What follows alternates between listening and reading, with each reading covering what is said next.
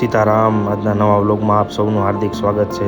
આપણે ઘરેથી નીકળી ગયા ઓફિસ જવા અને આ જૂનો કોસાડ મહાદેવના મંદિર આપણે દર્શન કરી લીધા બહારથી। જય મહાદેવ, હર હર મહાદેવ। આજનો દિવસ ખૂબ ખુશ અને સારો જાય। આપણે ધીરે ધીરે ઓફિસ સાઈડ જવા નીકળી ગયા। આ છે વીઆઈપીથી અમરોલી સાઈડ જવાનો રોડ અને ત્યાંથી આજે તમને હું બતાવું આજના દ્રશ્યો। જે કચરાના જે એસએમસી ઉપર જવાબદારી છે ને એ રિયલીમાં કોની જવાબદારી છે ને આપણે જોવાની છે આજે એના માટેનો જ આખો બ્લોગ છે।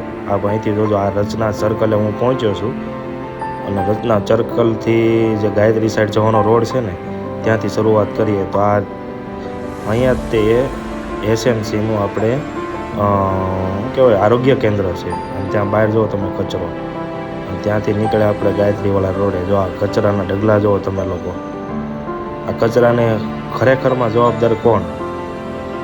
તો કે સુરતીઓ, જે સિરોસ્કીના મશીન નાખે છે એ લોકો પ્લાસ્ટિક જે નીકળે વેસ્ટેજ। આપ જો આ દ્રશ્યો બધા, આપ જો આ દ્રશ્ય જુઓ તમે। આખો રોડ બધી જગ્યા પર આ ગાયત્રીવાળો રોડ છે। હું તમને ત્રણેક સીન બતાવીશ આવા બધા। આ આપણે રામ રાજ્યની બહાર આ કચરો જુઓ તમે। આમાં કચરું શું છે? સિરોસ્કીના મશીનના કાગળ સિવાયનો કચરો તમે બતાવો મને। આ જુઓ તમે કચરાનો ઢગલો તો તમે જુઓ ખાલી। પર્વત બનાવો ના મેન રોડ છે ગાયત્રીવાળો રામ રાજ્યની બહાર। જો આ નીલકંઠવાળા ખૂણા પર આ જો કચરો જુઓ તમે ખાલી। ઓનલી પર તમને પ્લાસ્ટિક સિવાય કાંઈ નહીં બતાય ખરેખર। હવે આ પરિસ્થિતિ છે અને આમાં આપણે એમ કહીએ કે એસએમસીવાળા જવાબદાર। આ જો આ કચરો જુઓ, આપણે આ ખાડી પર છે કચરો જુઓ તમે ખાડી પર। આમાં શું કહેવું તમારે એસએમસીવાળાને? પહેલાં પ્રથમ જવાબદારી આપણી આવે। આ કચરો છે ને એનો યોગ્ય રીતે નિકાલ કરવો પડે। તમે જુઓ અહીંયા એક ટેમ્પો ભરાયેલો છે આખો પ્લાસ્ટિકનો। અહીંયા બધા પ્લાસ્ટિકિયા પડ્યા હોય ને પ્લાસ્ટિકિયા વીણી જો અહીંયા સાઈડમાં બધે પડ્યા હોય। જો આ ટેમ્પો જોજો છોટા હાથી આખો ભરચક છે ઓનલી ફોર સિરોસ્કીના પ્લાસ્ટિકનો। જુઓ તમે ભાઈ આખો પ્લાસ્ટિકનો ભરેલો છે, આમાં બીજું કચરું પણ નથી। ખરેખર યોગ્ય નિકાલ કરવો પડે। આ રોડ ઉપર તમે જુઓ ને આ બીઆરટીએસ રોડ છે સીતાનગરવાળો, પણ આખા રોડ ઉપર તમને નેટ પ્લાસ્ટિકના જ કચરા દેખાય। બધાય સિરોસ્કીના મશીન તો અગાવા છે પણ કચરાનો યોગ્ય નિકાલ નથી કરવો। જો તમે અહીંયા જો આ ઢગલા બધી જગ્યા પર જ્યાં જોવો ને ત્યાં તમને આ દ્રશ્ય જોવા મળે।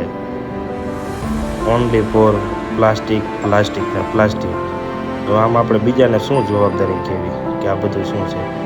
આ બીજો એક છે માતૃશક્તિવાળો રોડ।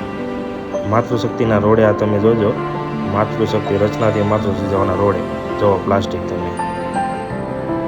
આમાં જો આ તમે જો આ રોડ આખો બ્લોક કરી દે ક્યારેક ક્યારેક અડધો રોડ આ પ્લાસ્ટિક છે।